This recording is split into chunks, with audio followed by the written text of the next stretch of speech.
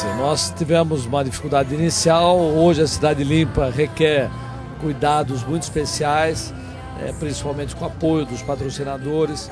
Mas a Coca-Cola e a FEMSA foram absolutamente geniais. Sport Promotion. Queria fazer uma manifestação especial em relação ao Gueilo Pinheiro. Conheço o pai dele de muitos anos, temos sido parceiros aí e muitas empreitadas.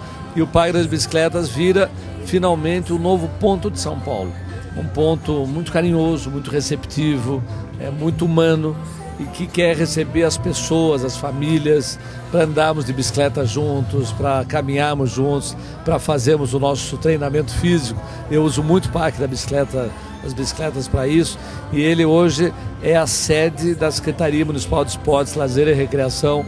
O prefeito Gilberto Kassab tem nos apoiado muito nas nossas iniciativas, nos nossos empreendimentos, e eu tenho certeza que a cidade de São Paulo vai bombar de alegria, no seu lado mais humano, no seu lado mais gentil, no seu lado mais progressista.